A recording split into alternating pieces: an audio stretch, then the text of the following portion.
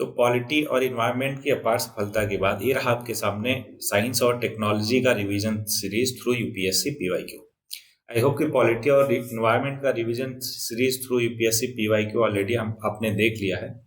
ये रहा कुछ डिटेल मेरे बारे में, आराम से आप पॉज करके पढ़ लेना। अब बात करते हैं कि व्हाट दिस सीरीज कंटेंट, इसमें क्या क्या मिलेगा आपको। तो पीवाईक्यू प्रीवियस ईयर के क्वेश्चन मिलेंगे सीएससी यूपीएससी एग्जाम के, चाहे वो सिविल सर्विसेज एग्जाम हुआ, सीएपीएफ और सीटीएस एग्जाम। ऐसा नहीं है केवल क्वेश्चन मिलेंगे, उनका डिटेल एनालिसिस मिलेगा सो दैट आप पूरे सिलेबस को एक कॉम्प्रिहेंसिव और होलिस्टिक वे में रिवाइज कर पाओ। अगला, एक टेम्परामेंट और अप्रोच जो जरूरी होता है इस पर्टिकुलर एग्जाम के लिए, स्पेशली यूपीएससी एग्जाम के लिए, वो डेवलप कराया जाएगा throughout the series. Takeaways क्या है हमारा यूपीएससी पॉलिटी और इन्वायरमेंट रिवीजन सीरीज से, कि हमने समझा कि रिलेवेंस है ना, इंपॉर्टेंस ऑफ पीवाईक्यूज क्या है। देखो किसी से भी आप पूछ लो, चाहे आपके टीचर्स हो गए, टॉपर्स हो गए, है ना, पीयर ग्रुप्स हो गए, कोई भी, हर कोई बताएगा कि पीवाईक्यू कितना इंपॉर्टेंट होता है यूपीएससी का, राइट। अगला, कि कैसे यूपीएससी खेलता है वर्ड्स के साथ, ऑप्शन के साथ, कि कोई 2 लाइन का स्टेटमेंट है, पूरा का पूरा 2 लाइन एकदम सही हो रहा है, लेकिन लास्ट के एक वर्ड को चेंज करके पूरे ऑप्शन को, पूरे स्टेटमेंट को गलत कर देता है या चेंज कर देता है, राइट। तो ये तभी पता चलता है जब हम क्वेश्चन यूपीएससी के सॉल्व करते हैं बहुत ही डिटेल में। अगला है एलिमिनेशन टेक्निक। देखो 2023 एग्जाम जो हुआ उसमें पेयर वाला छोड़ के जितने भी एग्जाम हुए अभी तक यूपीएससी के, सब में एलिमिनेशन टेक्निक का रिलेवेंस है। उसमें भी था लेकिन बहुत कम था, राइट। तो इसलिए एलिमिनेशन टेक्निक को भी डेवलप करना बहुत जरूरी है। क्यों? क्योंकि इसका रिलेवेंस आज भी है और आगे भी रहेगा। अगला, importance of each option given in question. देखो हमें मालूम है कि भले ही क्वेश्चन में 4 स्टेटमेंट में से केवल 2 स्टेटमेंट सही हो, उसी से क्वेश्चन हो गया, लेकिन बाकी के जो 2 स्टेटमेंट बचे वो भी बहुत ज्यादा मैटर करते हैं। क्यों? क्योंकि हमने देखा 1 साल 2 साल, है ना, 3 साल बाद सेम ऑप्शन पे, सेम स्टेटमेंट पे बेस्ड वो क्वेश्चन पूछ लेता है यूपीएससी।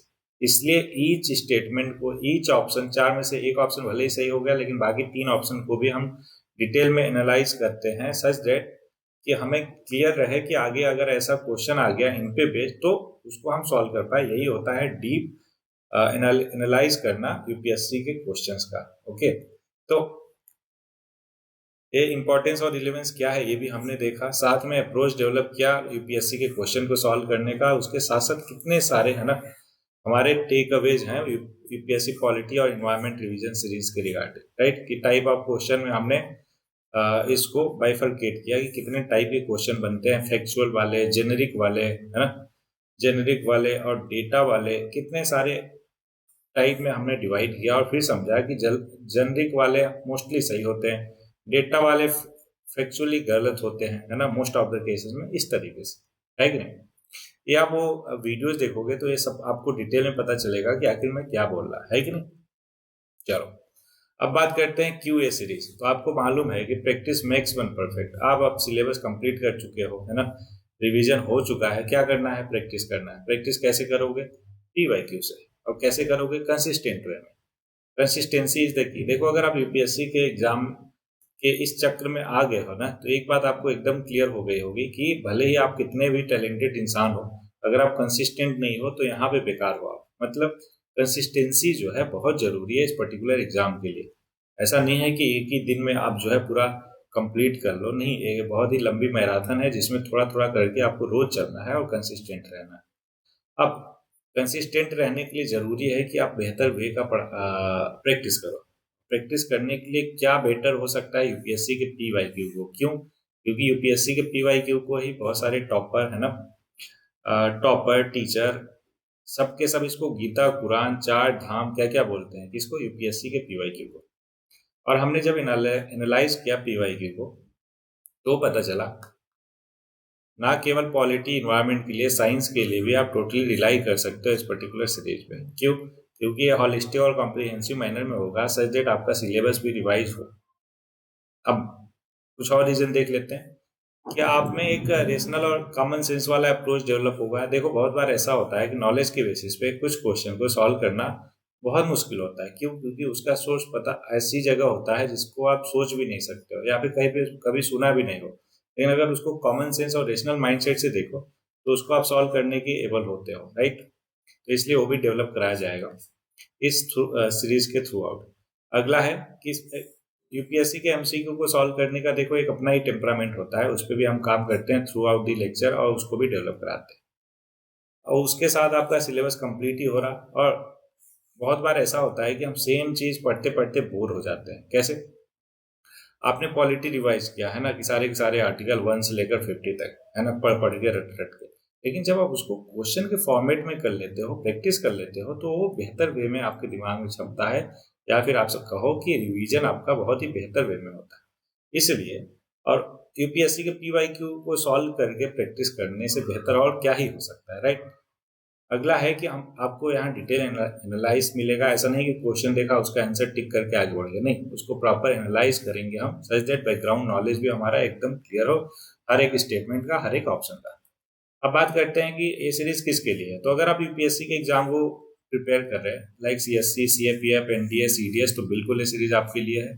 साथ में अगर स्टेट पीसीएस के लिए तैयारी कर रहे हो, यूपी पीसीएस हुआ, MP PCS, BPS, BPSC, RAS, तो बिल्कुल ये सीरीज आपके लिए भी है। और उसके साथ साथ वो सारे के सारे एग्जाम के लिए जहां पर साइंस एंड टेक, माफ कीजिएगा इन्वायरमेंट एंड इकोलॉजी वाला नहीं, साइंस एंड टेक, कि साइंस एंड टेक जहां पे भी सिलेबस है ना, तो अगर उस एग्जाम की आप तैयारी कर रहे हो तो बिल्कुल इस पूरे सीरीज पे रिलाई कर सकते हो। क्यों? क्योंकि यूपीएससी के पीवाईक्यू से बेहतर सोर्स और क्या ही हो सकता है आपके एग्जाम के लिए, है ना।